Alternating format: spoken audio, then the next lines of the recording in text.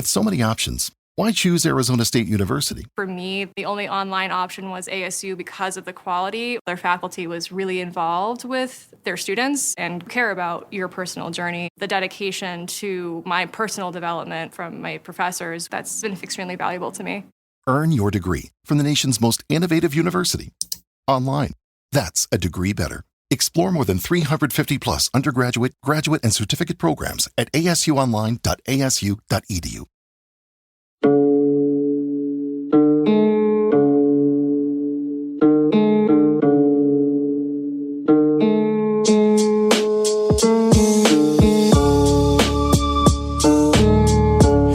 Aquella mañana del 6 de agosto yo estaba trabajando, como siempre, con los manifiestos de los barcos. Todo pasó muy rápido. Fue una luz muy fuerte, luego un estruendo. Nadie sabía exactamente qué había pasado. Creímos que era una bomba, digamos, normal. Salimos del refugio antiaéreo y vimos una nube sobre Hiroshima. Cruzamos el puente. La poca gente que había en la calle tenía la espalda carbonizada. Los heridos caminaban en silencio. Una niña se detuvo para pedirme agua. Sus manitas sostenían una taza de arcilla tan rota por la explosión que ya no podía contener nada. No me paré. Es el tormento de mi vida. ¿Por qué no la ayudé? Más tarde supe que no era solo sed, sino que el cuerpo de aquella niña con quemaduras de 4º grado ya no tenía líquidos. 2 semanas después de la rendición se me empezó a caer la piel. Era la enfermedad de la bomba atómica.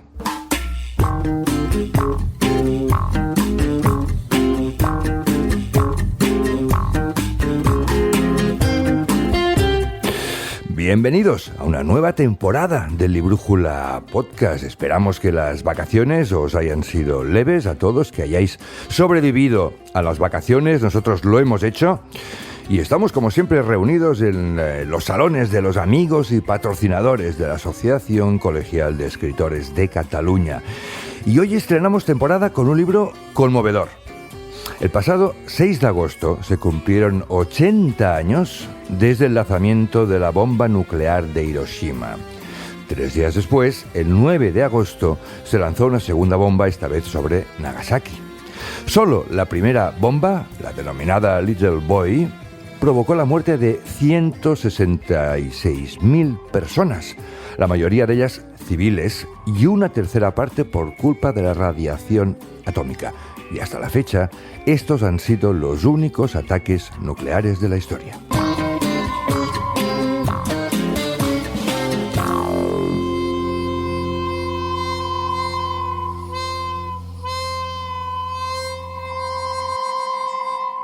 Agustín Rivera, Málaga, bienvenido. ¿Qué tal? ¿Qué tal? Muy buenas tardes, muy buenas noches. Tardes, noches, madrugadas, esto ya depende, mañanas, depende de cada cual también, cuando lo escuche. Bueno, Agustín, gracias por conectarte con nosotros desde Málaga, ¿verdad? Sí, efectivamente, sí. Muy bien. Tú eres el autor de un libro que a mí particularmente me ha impactado. Se titula Hiroshima, Testimonios de los últimos supervivientes. Es un libro netamente de periodismo narrativo que publicó antes del verano, muy poquito antes del verano, la editorial Kailas. Y Agustín, te felicito. Pues muchísimas gracias, de verdad, Carlos, por tus palabras, ¿no? Tan generosas. ¿Sabes qué pasa? Tu libro me recuerda mucho a la prosa de la bielorrusa, la premio Nobel, Svetlana Alexievich. Me recuerda bastante. Porque esa forma de enlazar los testimonios con tus reflexiones y vivencias particulares. Pues bueno, la verdad es que eso es un cumplido demasiado para mí, un poco hiperbólico. Y verdad que Svetlana Alexievich es un referente absoluto, sobre todo en Voces de Chernóbil. El intentar que esos testimonios en primera persona queden reflejados. Esto es un libro, además, que ya que estamos recomendando libros y en un podcast de libros, Las Voces de Chernóbil, sin el artículo Voces de Chernóbil, lo recomendamos también absolutamente. Sí. Agustín, ¿cuántas veces has estado tú en Japón? En Japón he estado 5 veces, he estado en Hiroshima, 2 veces en Nagasaki, sin incluir el casi año que fui corresponsal freelance del diario El Mundo en Tokio. ¿Sabes que este verano, por cierto, el verano que va a acabarse dentro de poco, ha sido el destino de moda, o uno de los destinos de moda en España? Ir a Japón. Sí, y de hecho yo conozco mucha verdad. gente que ha ido y que ha estado. Es curioso. Es cierto.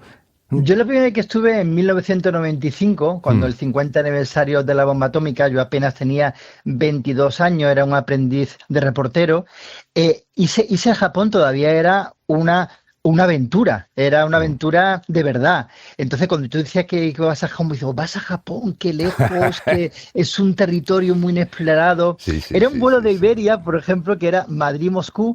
En Moscú te bajabas del avión, tenías que esperar un par de horas que el avión repostara y luego Moscú-Tokio. Y es verdad que hace años, pues bueno, era mucho más especial. Ahora mucha gente va a Japón gracias a que el yen está abajo, a que hay muchos más vuelos directos. Ya. Y que la moda japonesa en todos los sentidos culturalmente pues se ha universalizado. ¿Sabes qué pasa? Que desde mi punto de vista yo reconozco que soy, en fin, muy desconocedor de las costumbres no solo japonesas, sino orientales, ¿no?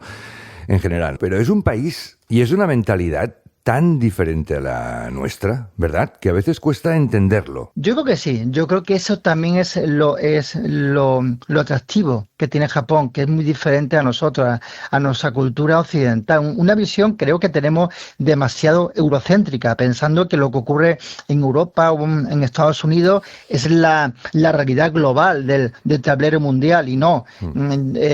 Más un tercio de la población del mundo está en el área Asia-Pacífico. Es verdad. Y yo creo que tenemos que mirar mucho más hacia Asia Oriental, en concreto hacia Japón, porque tenemos mucho que aprender. ¿Por ejemplo? La resiliencia, por ejemplo, y el wa, la armonía. Y son dos cosas que yo me quedo mucho de Japón. También me gusta mucho de Japón que el primer mandamiento es no molestar al prójimo. Si tú estás en el metro de Tokio, el metro de Hiroshima o el metro de Nagasaki o el autobús, si tú rozas con la piel a otra persona, la otra persona te hace una reverencia, perdone, le he molestado, sí. he cometido, me he intrometido en su territorio. La cortesía, ¿no? Muy interesante, la cortesía, una efectivamente. Cortesía. Sí, eso creo que es muy importante los valores de Japón. Los valores de seguridad, los valores también de puntualidad, de limpieza. Son valores que son muy generales, pero que en general yo creo que reflejan muy bien el alma de Japón. Y sin embargo, ahora iremos con tu libro, pero bueno, estamos haciendo una pequeña introducción. Y sin embargo, a veces vemos aquí imágenes de gente japoneses trabajando, currando todo el santo día. Y muchos de ellos acaban en una depresión severa, ¿no? Porque la cultura del trabajo es bestial, es desconocida en España, desde luego, ¿no? ¿No crees eso, Agustín? La muerte en el trabajo se llama en términos japonés karoshi, ¿no? Cuando alguien es workaholic, ¿no? Y está trabajando día y noche. Es que tú no acabas el trabajo en Japón a una hora estándar, yo qué sé, 7 o 8 de la tarde, que ya es un territorio bastante avanzado cuando empieza hasta las 9 de la mañana y solamente apenas media hora o una hora como muchísimo para el almuerzo. Es que luego te tienes que ir de copas, te tienes que cenar con tu jefe, con tu jefa, para poder aspirar a un mejor puesto. Eso es el salaryman, ¿no? Por eso también hay una alta tasa de suicidios también. Ojo, esto está cambiando poco a poco. Los jóvenes ya japoneses de 20, 30 años ya no tienen esa reverencia tan absoluta a lo que es Japón. Yo me acuerdo que el primer libro que leí sobre Japón era de Ramón Vilaró, un catalán maravilloso que publicó en la editorial El País Aguilar, que él decía, uno de los capítulos decía, yo soy Sony, porque claro, cuando tú estabas en Sony ibas a estar toda la vida en Sony. Claro, o sea, y eso ahora mismo está cambiando mucho. Y ya como ocurre en Europa, pues bueno, puedes estar en muchísimas empresas durante toda tu vida laboral. Bueno, vamos con el libro, con Hiroshima, testimonios de los últimos supervivientes. Agustín, tío, cuentas historias muy duras. Ahora leeré alguna, pero me viene a la cabeza ahora mismo el testimonio de esa madre que vio a su hijo con la boca llena de piedras. ¿Recuerdas? Sí, claro que sí. Ese testimonio es... No se me ocurre nada más espeluznante. El hijo murió, claro, lógicamente, ¿no? Sí. Vamos con una palabra que a mí me ha llamado la atención, por supuesto no conocía. Los ibakusha. ¿Quiénes son los ibakusha? Solo exactamente, etimológicamente señala a las personas bombardeadas, son los supervivientes de la bomba atómica. Hibakusha Son quiere esas decir, víctimas, ¿no? Hibakusha quiere decir persona bombardeada. Efectivamente, etimológicamente exactamente quiere decir eso, pero el término es mucho más amplio, ¿no? Y no abarca solamente a los que fueron bombardeados o a los que sufrieron los efectos de la bomba atómica el 6 y el 9 de agosto de 1945, el 6 de agosto en Hiroshima y el 9 de agosto en Nagasaki, sino que también los hibakusha son las personas de segunda y de tercera generación. Yo en mi libro, en Hiroshima, Testimonios del último superviviente, he intentado no solamente centrarme en los hibakusha de primera generación, sino también hablar y radiografiar, intentar escucharlos a los de segunda y tercera. Ahora hablaremos de esto porque hay algún testimonio que me ha parecido muy curioso y alguna reacción de la sociedad ante los hibakusha que me ha parecido también muy,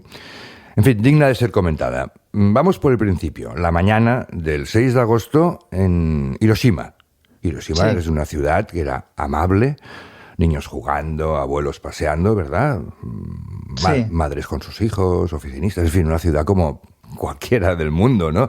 Una ciudad amable, ¿verdad que sí? Muy amable, tanto Hiroshima como Nagasaki. Eran dos ciudades que no habían sido bombardeadas, no habían tenido ningún rasguño militar. Eran ciudades que parecía que no había pasado allí, que no había pasado la Segunda Guerra Mundial, ¿no? Cuando tenían una vida totalmente ajenas a la tragedia que se había vivido, por ejemplo, en Tokio, ¿no? ¿Y por qué decidieron lanzar allá la bomba? Pues la decidieron lanzar allí porque precisamente no había sido un objetivo militar y el proyecto Manhattan, Estados Unidos, necesitaba probar la bomba en un sitio que no hubiese habido víctimas antes y que toda la ciudad hubiese estado intacta. Entonces, un poco la situación orográfica de Hiroshima era muy favorecedora, valga esa expresión un poco entre comillas, para probar esos efectos de la bomba. Fueron conejillos de Indias, de alguna manera. Absolutamente, sí. Absolutamente. Fue la primera bomba lanzada sobre seres humanos y los efectos fueron demoledores. Dame una respuesta breve. ¿Te gustó la película Oppenheimer? No. Si quieres podemos pues si me hubieras dicho que sí, hubiera dicho, vale, pues seguimos, pero ya que me has dicho no, ahora más de razonar la respuesta. Sí, ¿por qué no? Yo creo que importante, bueno, porque pues he dicho sí con matices, no, porque el tema de los hibakusha, de las víctimas, no salen ni un fotograma de la película.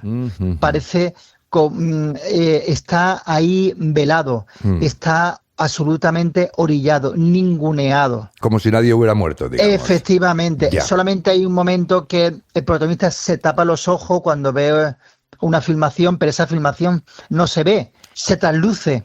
Es verdad que dice, no, las películas también tienen que tener una dosis de ambigüedad, de un poco sugerir, pero no mostrar. Pero creo que se perdió una oportunidad de oro para mostrar al gran público qué es lo que pasó en Hiroshima y en Nagasaki. Vale. Voy a la página 188 de tu libro, que me ha enseñado una cosa que yo no sabía. Es decir, tu libro me ha enseñado muchas cosas, pero una de ellas es esta. La voy a leer, con tu permiso, Agustín. Sí, claro. Dices así: del Museo de la Paz salía asustado de todo lo que no sabía. Y ahora explicas lo que eso que a mí me ha fascinado, digamos, por el lado oscuro. Cuando era pequeño, dices, vi en un documental que la bomba atómica había evaporado a la gente. Hay una toma en la que sale una persona sentada en unas gradas, la bomba cae, y lo que queda de esa persona es solo una mancha en la piedra. Pero realmente, dices, no fue así. La temperatura calcinó a mucha gente, pero los cuerpos quedaron carbonizados. Suena bonito, por decirlo de alguna manera, que la explosión evaporara a las víctimas, como si esas personas no hubieran sufrido. Pero no. Todos los cadáveres quedaron. Y si hay una sombra en la piedra, es porque el cuerpo que había allí fue el que absorbió la radiación. Pues me acabas de desmontar una imagen que yo tenía, digamos, incrustada en el cerebro, y era que se habían evaporado, con lo cual no habían sufrido. Claro, esa es la idea edulcorada que interesó desde el punto de vista de los vencedores de la Segunda Guerra Mundial, para decir, oye, pues es verdad que hicimos aquí un gran destrozo, pero fue un destrozo material. Pero no sufrieron, hubo muchos muertos. No sufrieron. Hubo muchos muertos, pero no sufrieron. Claro. Las dos ciudades sufrieron muchísimos incendios, gente que, bueno, tuvo quemaduras que a lo mejor estuvo, de una manera tremenda sufriendo durante horas y días. La mayoría de los muertos no fueron en el instante, sino fueron días, semanas, meses después, años después, sufriendo unas graves secuelas físicas, sin lugar a dudas, pero sobre todo psíquicas y psicológicas. Psicológicas, claro. Bueno, luego además hay que recordar también un dato que a veces nos olvidamos de él, que es que luego del estruendo, después de la bomba, después vino la lluvia negra. Que eso es un asunto, claro, que esto también es un resultado de la bomba atómica, la lluvia negra, radiactiva. Agustín, vamos a oír un documento. Sí. Es del presidente Truman, Harry Truman, que fue quien en última instancia ordenó que se hicieran detonar las dos bombas atómicas. Harry Truman se dirigió a los aliados, de hecho, a todos los aliados, 16 horas después del ataque de Hiroshima.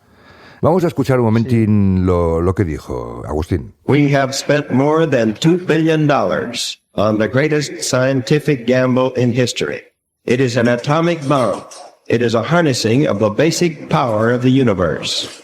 With this bomb, we have now added a new and revolutionary increase in destruction. That bomb has more power than 20,000 tons of TNT. We shall destroy their docks, their factories, and their communications. Let there be no mistake. We shall completely destroy Japan's power to make war. Supongo que lo hemos entendido, quiere decir, Truman se felicita y compara las bombas atómicas con kilos de TNT, Agustín. Él está convencido, es decir, no sé si está convencido, pero quiere mostrar que está convencido de que las bombas han ayudado a acabar con la guerra. Y esa es la pregunta que te voy a hacer. ¿Era necesario tirar las bombas? Pues igual que te he contestado de una manera contundente antes, si me gustó Oppenheimer, diría esta pregunta no. Y lo explico, si te parece, ¿no? Claro. Vamos a ver, Japón estaba a punto ya de rendirse. Era una evidencia que las últimas actuaciones militares que estaba haciendo Japón era con los aviones kamikaze, ¿no? Con los pilotos kamikaze, y ya no tenía ningún sentido, ¿no? El país estaba sufriendo una gran hambruna, las ciudades muchas estaban destrozadas, y entonces el emperador Hirohito estaba ya sobre la mesa el tema de la rendición, pero claro, el primer ministro japonés y todos los oficiales, todos los ejércitos japonés, pues le intentaban convencer al emperador que no. Entonces, claro, ¿por qué se lanzó al final la bomba atómica? Porque Estados Unidos había invertido una cantidad ingente de dinero en el proyecto Manhattan y necesitaba probarla. Claro. Necesitaba, insisto, entre comillas, ¿no? ¿Vale? Entonces, desde el punto de vista científico, desde el punto de vista militar, y también estaba yo creo que en realidad tanto la bomba de Hiroshima, pero sobre todo en la de Nagasaki, que para mí es la gran olvidada. Por eso yo en el libro en Hiroshima, que escribo en el último siguiente, hablo mucho de Nagasaki. Es muy importante saber que la Unión Soviética estaba a punto de invadir Japón. Podía haber sido la Unión Soviética como Vietnam del Sur, o como Vietnam del Norte, como Corea del Norte, como Corea del Sur. Es decir, un Japón del Sur de la órbita capitalista, de la órbita de la OTAN, y un Japón del Norte que podía ser de la órbita del Pacto de Varsovia, de la órbita comunista. Y entonces por eso se lanzó al final la bomba atómica. Claro, y eso, fíjate, no lo sabía eso, Agustín. Es decir, el lanzamiento de las dos bombas, de hecho, fue una decisión evidentemente militar, para probar lo que has dicho tú, pero también claramente geoestratégica. Quiero decir, había que evitar que la Unión Soviética invadiera Japón. Sí, eso era fundamental para Truman y para todos los aliados, sí. Pues bien, me has dado una perspectiva. Luego tendremos de aquí unos minutitos, muy pocos, tenemos la inmensa suerte de contar con Juan Carlos Losada, que es doctor en Historia y es uno de los grandes especialistas españoles en Historia Militar y en armamento. Y le quiero hacer alguna pregunta que creo que también te va a interesar a ti, Agustín. Otra cosa que he aprendido en tu libro. La sociedad japonesa, con el paso de los meses, de las semanas, de los meses y de los años, consideraba a los afectados por las bombas atómicas como si fueran apestados. Sí. Eso es cierto. Totalmente. Tenían un doble o un triple estigma. El estigma era, si tú decías que era superviviente a la bomba atómica, si tú decías que era Hibakusha, tenías problemas para conseguir un empleo. No te querían contratar. Vaya, ¿pero por qué? ¿Pero por qué? No lo acabo de entender. Claro, porque podías tener una salud débil, podías tener un cáncer incipiente. Japón intentó olvidar de una manera clarísima qué es lo que había pasado el 6 y el 9 de agosto de 1945. Bueno, Agustín, perdona, te interrumpo y perdona que te interrumpa, pero claro, era un país humillado. Claro, era un país humillado. De hecho, los japoneses tenían mucha vergüenza pues, por haber empezado a guerrear, utilizando ese término un poco más coloquial, con Estados Unidos a partir de la invasión del a Pearl Harbor, ¿no? En 1941, claro. En diciembre de 1941. Si no hubiese habido Pearl Harbor, quizá no hubiese habido Hiroshima, quizá no hubiese habido una bomba atómica en Nagasaki. Eso a mí me lo han dicho muchos supervivientes. Y ese doble estigma se entiende también si tú decías que eras superviviente, tenías problemas para encontrar pareja, pero gente no se quería casar contigo, porque a lo mejor tus hijos tenían secuelas. O sea, las mujeres tenían miedo de no... Eso también lo cuentas en el libro. Tenían miedo a no poder casarse. Efectivamente, sí. Pero es que ese estigma sigue existiendo. Hay miles de supervivientes hoy en día. ¿Hay miles de supervivientes de la bomba atómica? Sí. No es que queden 10 o 20. Yo he entrevistado a los 20 últimos. No, quedan miles. Pero el problema es que, en realidad, quedan 20 o 40 que lo pueden contar. Caramba. Me explico. El problema es que algunos no tienen memoria ya, tienen problemas de demencia, Alzheimer. Algunos cuentan solamente exactamente lo mismo, el momento de la explosión, y no se acuerdan de nada más.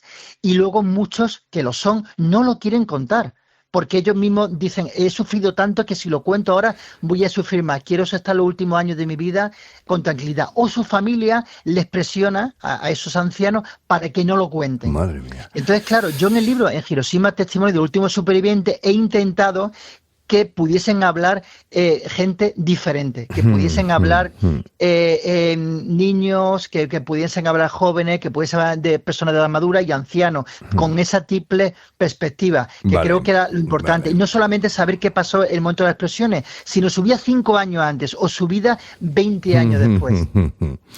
Una pregunta antes de dar paso a Juan Carlos Losada. Agustín, es que me he quedado con un comentario que has hecho sobre Pearl Harbor. ¿Tú crees, como se dice, que Estados Unidos conocía perfectamente el ataque a Pearl Harbor? Yo creo que su equipo de inteligencia sabía perfectamente que se estaba tramando algo. Solamente en el momento exacto de la explosión, pues quizás no tengo información o no estoy tan especializado para saber si ellos sabían que iba a haber el ataque y dejaron que se concentrara buena parte de la Armada estadounidense allí en la base de Hawái. Claro, para tener una razón de peso, efectivamente. Juan Carlos Losada, doctor en Historia, ¿qué tal? Bienvenido al podcast de Librújula. Muchas gracias. A ver, vamos a decir a los oyentes, creo que ya lo he dicho antes, pero lo repito. Es uno de los mayores especialistas en historia militar, tiene decenas de libros y su último título, por cierto, es del pasado junio, la editorial Pasado y Presente, que se titula Las batallas que forjaron Europa. Primera pregunta, porque es algo que hemos comentado con Agustín, él me ha dado su opinión y yo te lo tengo que preguntar a ti también, claro. ¿Eran necesarias, desde un punto de vista militar, las bombas de Hiroshima y Nagasaki, Juan Carlos? Hombre, esto es una gran discusión que se planteó en su momento y sigue planteándose hoy en día, verdaderamente. Ahí estamos, como siempre, en el gran debate de los medios y los fines. Ciertamente parece ser que todo el mundo estaba de acuerdo en que la invasión de Japón estaba evaluada en que costaría más de 500 000 de vidas entre soldados norteamericanos, japoneses, población civil. Incluso hay autores que cifran en 1 millón de vidas. Indudablemente, las bombas de Hiroshima y Nagasaki acortaron esa cifra, ¿no? En ese aspecto, pues si valoramos el medio, pues mira, 100.000 muertos o 200.000 muertos frente a 1 millón, pues sí, las cifras cuadran, evidentemente. Pero claro, esto es un debate que ahí entra también lo ético y verdaderamente es un terreno muy, muy desbaladizo. Lo que sí es verdad es que Japón no estaba dispuesto a rendirse, era absolutamente incombustible a cualquier tipo de pacto de rendición y que verdaderamente, siguiendo su teoría del Bushido, preferían morir matando y sacrificar a su propia población civil. Lo que sucede es que también los americanos juegan con un aspecto importante, que es la disuasión frente a la Unión Soviética. Saben que demostrando el poderío de su bomba atómica disuaden a Stalin de seguir avanzando por Europa una vez conquistado a Berlín, ¿no? Juan Carlos, vamos al meollo, digamos, al quid de la cuestión. Yo te explico por qué te he llamado y por qué quiero trasladarte esa pregunta. Yo tengo un amigo que es escritor, que es doctor en informática, trabaja aquí en el Supercomputing Center de Barcelona, que es Toni Cortés. Toni Cortés me dijo en una ocasión que el procesador que había dentro del cohete del Apolo 11, sí, el Block 2 se llamaba, el computador de navegación nada menos, era similar al de los microondas de hoy en día. Y te digo otro dato que también es interesante. Un móvil actual puede recibir millones de veces más instrucciones que el que podía ejecutar el famoso Block 2. Es decir, es verdad que las bombas atómicas de Hiroshima y Nagasaki son, entre comillas, petardos, comparado con los artilugios nucleares de hoy en día, 80 años después, Juan Carlos. Hombre, por supuesto. Por supuesto. Por supuesto. ¿Sí? Por supuesto, es evidente. O sea, las bombas nucleares que se emplean contra Japón son minucias comparados con lo que hoy habría. Hoy es sabido que las capacidades nucleares de todos los países exceden en 10.000 cabezas nucleares y que, bueno, podríamos destruir el planeta varias veces. ¿Pero qué quieres decir minucias? ¿Minucia en qué 15 sentido? kilotones más o menos, por ejemplo, era lo que se establece que fue la bomba de Hiroshima, sí. Y actualmente hay ojivas nucleares más tácticas que son, digamos, de igual potencia o menor potencia, sí. Y otras que las superan multiplicadas por 10 o por 20, que son capaces de arrasar, pues digamos, toda una región importante. O sea, 200 país, kilotones, ¿no? 200. Sí, por ejemplo, y más. O sea, es una cosa bárbara, verdaderamente, los arsenales que hay hoy en día entre la Rusia y Estados Unidos, ¿no? Y dejando aparte otros países, digamos, con menores potencia, ¿no? Pero verdaderamente se ha multiplicado por muchísimo la potencia nuclear como arma de disuasión, fundamentalmente, y esperemos que nunca se lance ningún artefacto. Yeah. Lo que sí es verdad es que verdaderamente la potencia nuclear se ha multiplicado muchísimo y es un grave riesgo, porque claro, en manos de 20.000, digamos, algún loco que puede estar por ahí, es absolutamente incontrolable. Tú puedes pensar que hay cabezas más o menos pensantes que en potencias occidentales, quizá incluso Rusia, pueden moderar su posible uso, pero claro, tenemos a Corea del Norte que, digamos, es más imprevisible, por ejemplo, ¿no? Con lo cual es una amenaza constante que tenemos en la humanidad hoy encima. Claro, pero de hecho no hay ningún control, por ejemplo, sobre el armamento o el arsenal nuclear, como tú dices, de Corea del Norte o de... No, evidentemente. No hay ningún control. Totalmente opaco, y verdaderamente las cadenas nucleares que se especula que puede tener en 50, 60, 70, 80 cadenas nucleares están en manos de un personaje absolutamente imprevisible, ¿no? Y que en cualquier momento, por necesidades políticas internas, puede lanzar un ataque nuclear. Tampoco parece muy previsible otro gran dios de la bomba atómica como es Donald Trump. Es decir, muy previsible tampoco parece, ¿no? Evidentemente, eso nos da mucho miedo a todos. Lo que pasa es que en Estados Unidos hay unos mecanismos de control, podemos pensar o podemos creer, ¿no?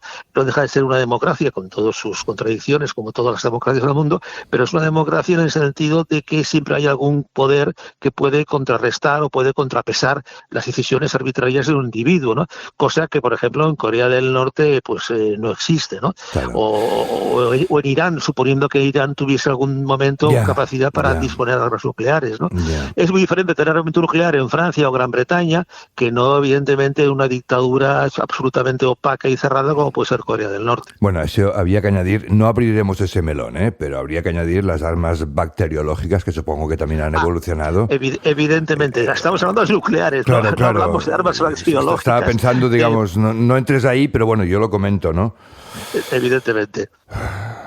Bueno, Juan Carlos, no sé, la guerra atómica como disuasión de momento funciona. Y esperemos que siga. ¿Tú cómo lo ves? ¿Cómo lo ves?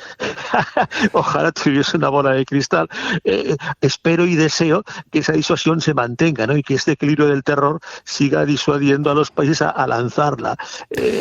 Digamos el primer petardo, esperemos, pero claro, es absolutamente imprevisible. Imprevisible, claro. Por el problema está en no solamente ganar una guerra, sino en cohesiones internas, ¿no? Nadie está a salvo de que un día Putin se levante, digamos, y decida lanzar una pequeña ojiva nuclear contra la retaguardia de Ucrania. Es que no lo podemos saber. Queremos pensar que no. Claro, tú sabes de todo esto, ¿no? Yo no sé nada. Bueno, pero muy poquito. ¿Qué es una pequeña ojiva nuclear?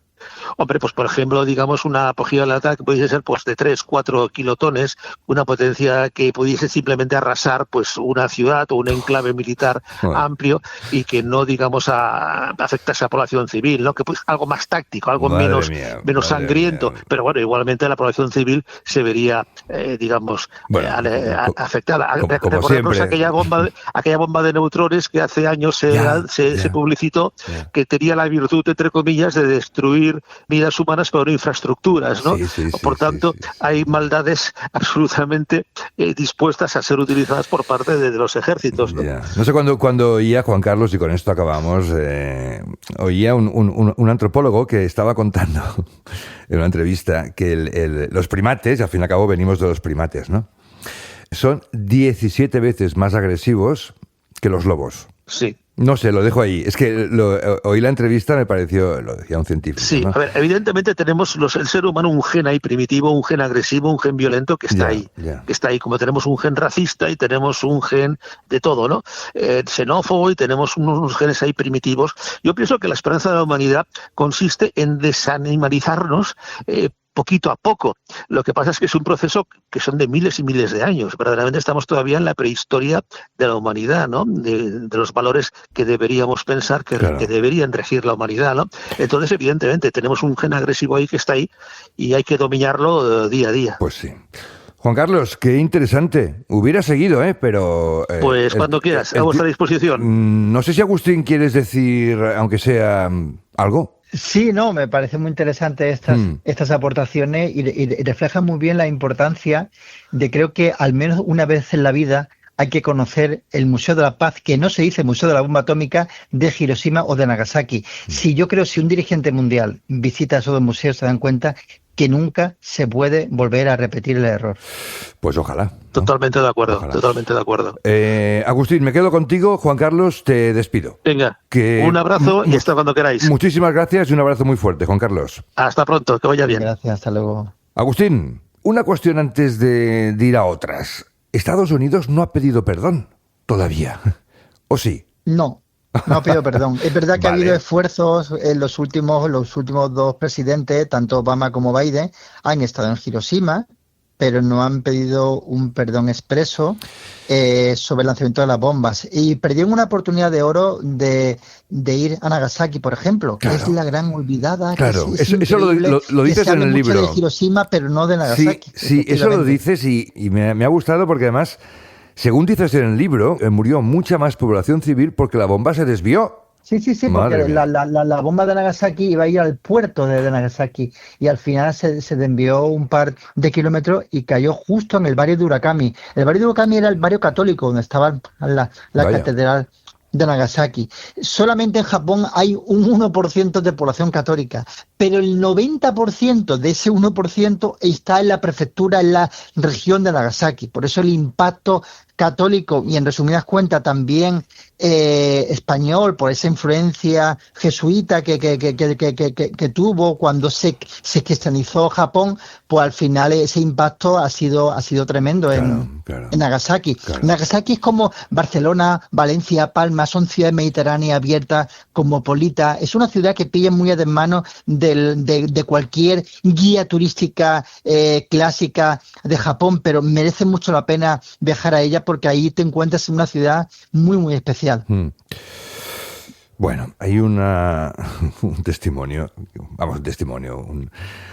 personaje que muestras en la página 257, el caso de Tsutomu Yamaguchi, un hombre que en el 45 tenía 29 años. ¿Te acuerdas, Agustín? Sí, claro. Un ingeniero naval tremendo, que sobrevivió a la bomba atómica 2 veces, a la de Hiroshima y a la de Nagasaki. Efectivamente. Me parece, murió y nació 2 veces, como tú dices, ¿no? Me parece increíble.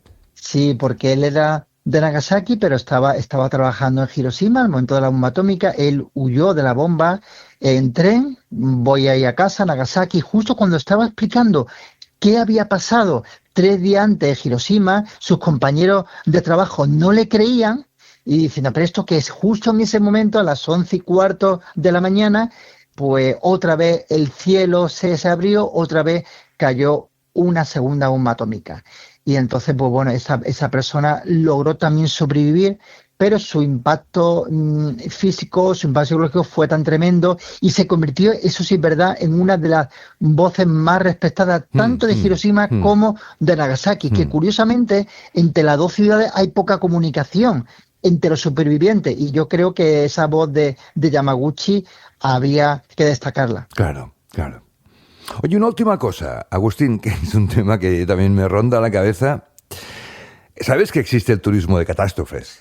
Sí, claro. Toda esa gente que, no sé, se compra billetes y todo incluido para ir a Chernóbil, por ejemplo, ¿no? Sí. O para ir a Hiroshima.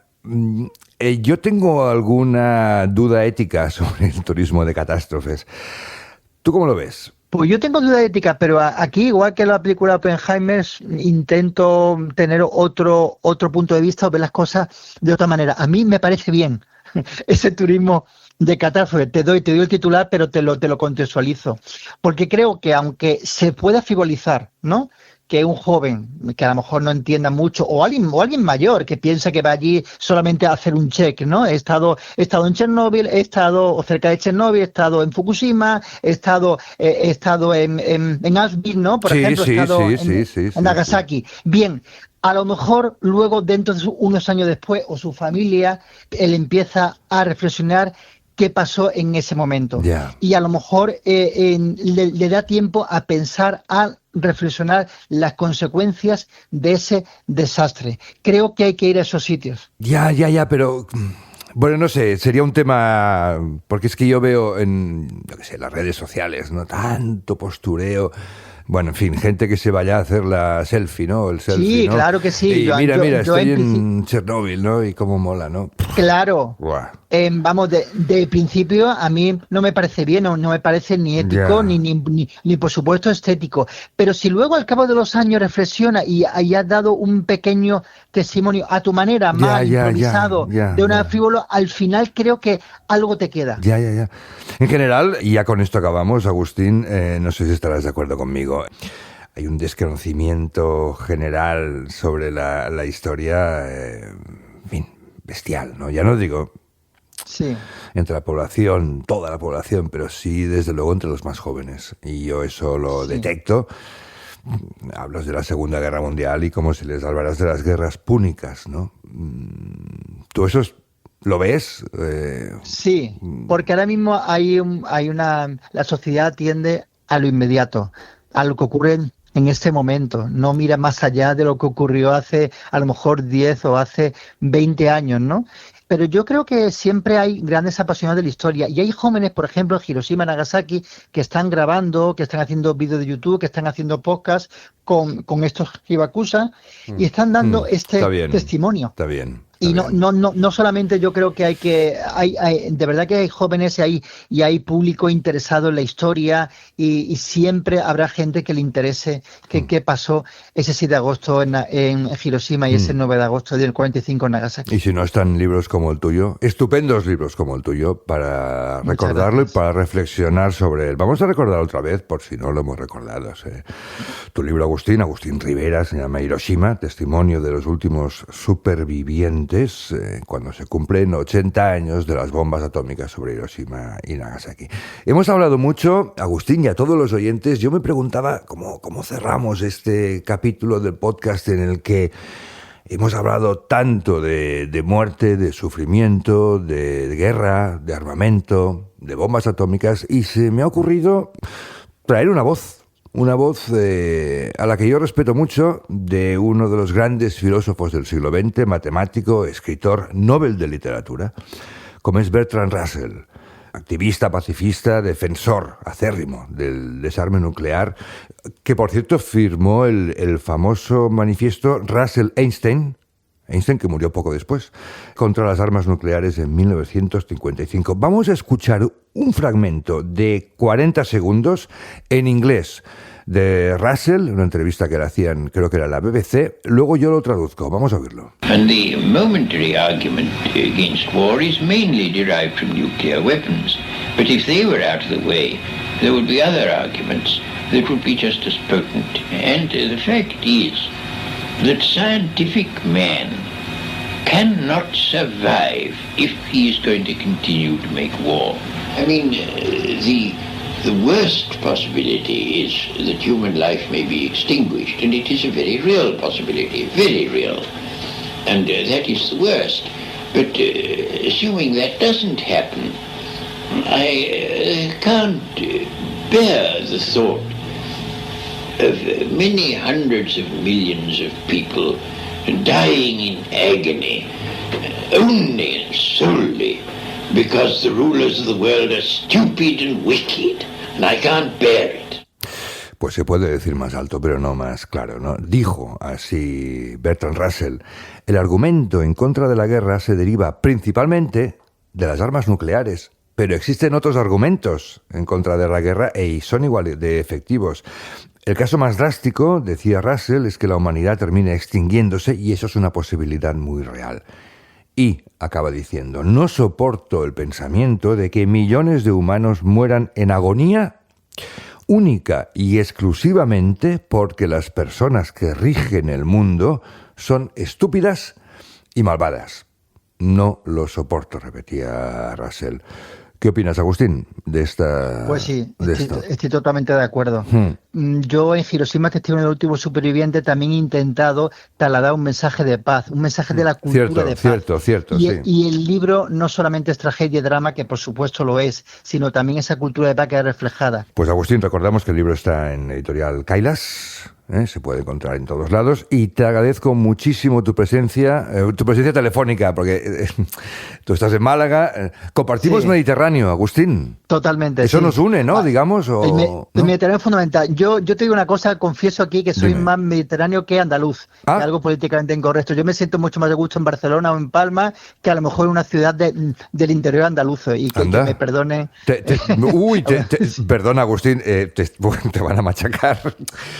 Los haters que dominan el mundo. Que yo creo que se entiende muy bien los que vivimos día a día mirando mar el Mediterráneo. Eso es otra liga.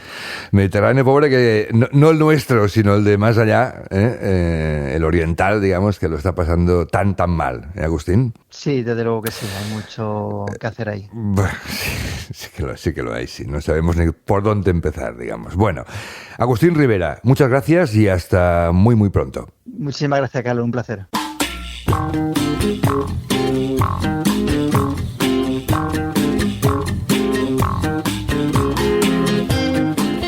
Pues hasta aquí el número 32, el capítulo 32 de Librújula Podcast. Es cierto que la mejor manera de superar la depresión postvacacional no es hablar de la bomba atómica, eso es probable, ¿no?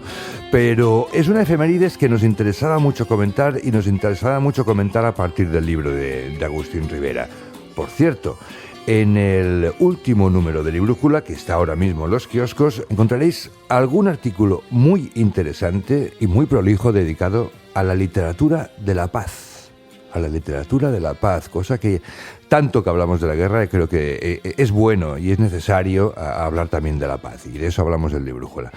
Hasta aquí el episodio de hoy. Recordamos que aún estáis a tiempo de enviar alguna carta, alguna postal, si estáis en alguna parte del mundo disfrutando aún de vacaciones, o si estáis en vuestra ciudad y vuestro pueblo y no habéis podido iros. Enviarnos alguna carta, alguna postal.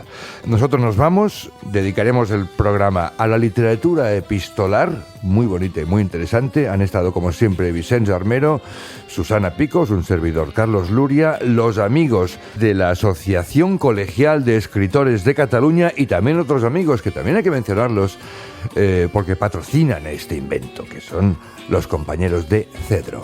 Muchas gracias, felices libros y hasta dentro de 2 semanas.